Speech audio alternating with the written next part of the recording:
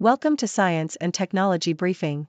The content of the briefing includes: U.S. Republican senators ask tech firms about content moderation in Israel-Hamas war. Historic drought to get worse in Brazil's Amazon, scientist says. The multi-million-dollar machines at the center of the U.S.-China rivalry. Analysis: China's graphite curbs will accelerate plans around alternatives. CRTC might ease chorus Canadian content spending requirements after profit plunge.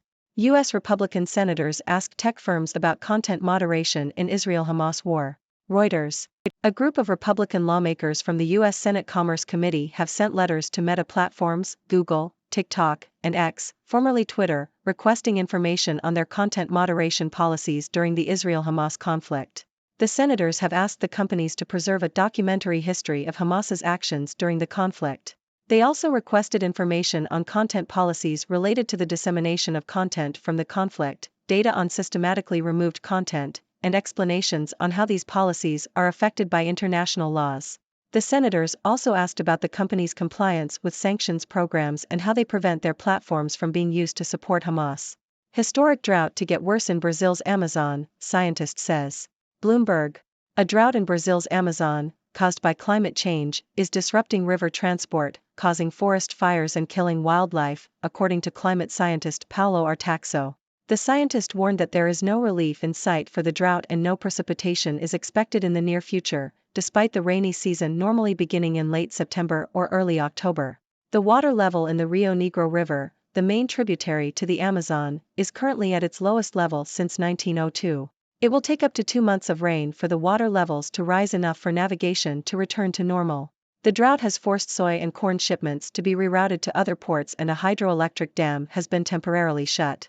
Forest fires are on the rise and river dolphins have been dying. Artaxo called for governments to act quickly to adjust to the new reality of more frequent and intense extreme weather events. The multi-million-dollar machines at the center of the U.S.-China rivalry.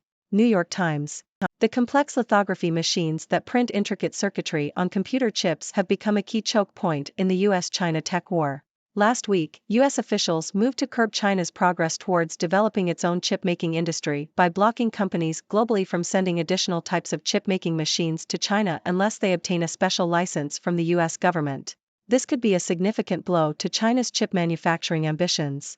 The U.S. officials took the position that they could regulate equipment manufactured outside the U.S. if it contains even just one American-made part. This decision gives U.S. officials new sway over companies in the Netherlands and Japan, where some of the most advanced chip machinery is made. The U.S. rules will now stop shipments of some machines that use deep ultraviolet (DUV) technology made mainly by the Dutch firm ASML. Analysis: China's graphite curbs will accelerate plans around alternatives. Reuters. China's decision to require export permits for some graphite products, including spherical graphite used by automakers, will boost efforts to develop alternative sources and materials, according to industry executives and analysts. China refines more than 90% of the world's graphite for use in almost all EV battery anodes, and its decision could spur other countries to prioritize research into alternative materials, potentially escalating global trade disputes, the executive said. CRTC might ease chorus Canadian content spending requirements after profit plunge.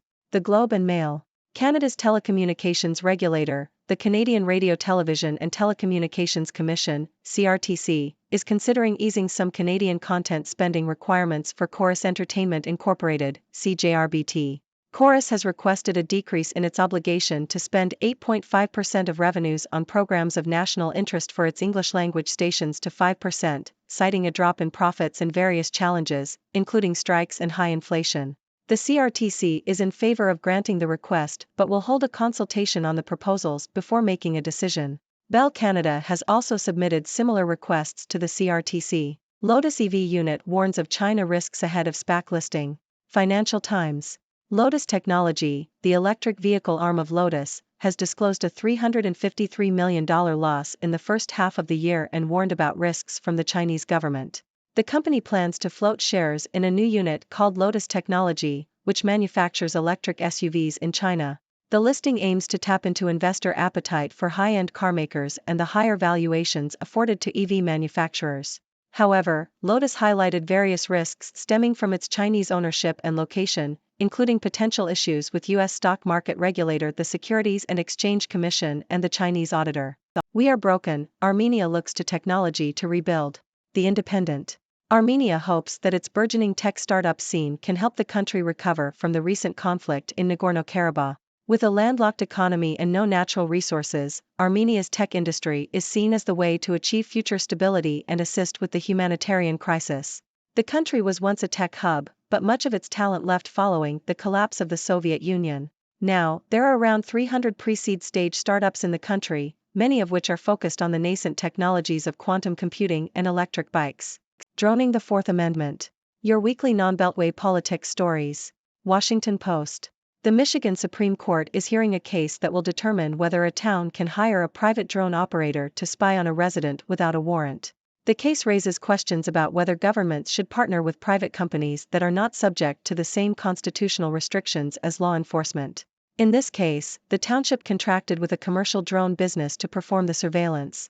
The National Park Service is using $700,000 to buy 2 houses on the edge of the ocean in order to tear them down and replace them with public beach access. The move is part of a larger shift in how to deal with coastal homes that are at risk due to rising sea levels, more intense storms, and erosion. The decision to buy the houses was made in order to protect the environment and public health, as the houses pose threats to turtles, birds, and visitors to the beach. The Texas legislature passed a law allowing high school students to start working towards becoming a water or wastewater operator while still in school. Currently, water and wastewater systems in the state are struggling with an aging workforce and outdated infrastructure. In response, the legislature hopes to bring in a younger generation of workers to fill the gaps. This raises questions about child labor laws and who can work in what industries. Ladies and gentlemen, I am Dr. Six, your resident observer from the 6 Degrees world, here to bring you the latest news and insights. Today, we covered a wide range of topics, from content moderation during the Israel-Hamas conflict to the impact of drought in Brazil's Amazon. We also discussed the US-China rivalry in the tech sector, Canada's potential easing of content spending requirements, the challenges faced by Lotus technology in China, Armenia's tech startup scene, and even the use of drones by towns for surveillance. Let's dive deeper into these stories. Starting with the U.S. Republican Senator's inquiry into content moderation during the Israel-Hamas conflict, it's clear that tech companies are facing increasing scrutiny over their policies. The senator's request for information on content removal, compliance with sanctions programs, and prevention of platform use to support Hamas highlights the complexities of navigating international conflicts in the digital age. Moving on to Brazil's Amazon, climate scientist Paulo Artaxo's warning about the worsening drought and its devastating effects on transportation, wildlife, and forest fires is a stark reminder of the urgent need to address climate change. The lack of precipitation and the historically low water levels in the Rio Negro River paint a dire picture. Governments must act swiftly to adapt to the new reality of extreme weather events. In the US-China rivalry, the focus has shifted to the complex lithography machines that are crucial for chip manufacturing. The U.S. government's decision to block the export of certain chip-making machines to China is a significant blow to China's ambitions in this sector. With the U.S. asserting its regulatory power over companies in other countries, the tech war is intensifying, and the repercussions could be felt globally. China's decision to require export permits for some graphite products is also causing ripples in the EV battery industry. As China refines the majority of the world's graphite, this move could stimulate the search for alternative sources and materials. The development of alternative materials could further fuel global trade disputes and reshape the competitive landscape. Closer to home, Canada's telecommunications regulator is considering easing content spending requirements for Chorus Entertainment Incorporated. The request to decrease spending obligations raises questions about the balance between supporting local content and the financial viability of media companies in a rapidly changing landscape. Meanwhile, Lotus Technology's disclosure of a significant loss in the first half of the year and concerns about risks from the Chinese government highlight the challenges faced by companies operating in China. The upcoming listing of Lotus Technology will be closely watched, and the outcome will shed light on the complexities of navigating the Chinese market and dealing with regulatory uncertainties. Shifting gears, we turn to Armenia, where the tech industry is seen as a beacon of hope for the country's recovery from recent conflicts. With a focus on quantum computing and electric bikes, Armenia's tech startup scene is poised to play a pivotal role in rebuilding the nation's economy and fostering stability. It's a testament to the resilience and innovation of the Armenian people. Finally, we discussed some intriguing non-Beltway politics stories. The case in Michigan raises important questions about the use of private companies for surveillance and the potential erosion of constitutional rights. The National Park Service's decision to buy houses at risk due to rising sea levels reflects a growing recognition of the need to protect the environment and public health. And in Texas, the legislature's move to involve high school students in the water and wastewater industry raises questions about child labor laws and the future of critical infrastructure. There you have it, folks. A whirlwind tour of the latest news and insights.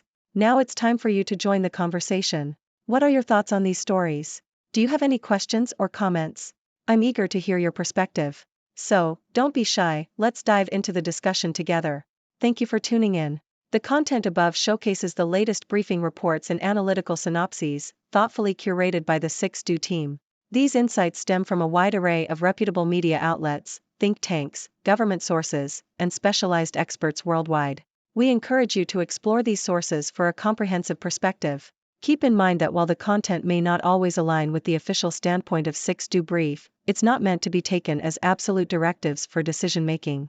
Comprising seasoned media professionals, learned scholars, and accomplished scientists, the 6Do team embodies a trailblazing, fully independent media entity. To customize 6Do Brief to meet your professional needs, you have the option to subscribe to a diverse array of briefings on our website, 6dobrief.com. Regardless of your location, you can conveniently receive 6Do Brief via email.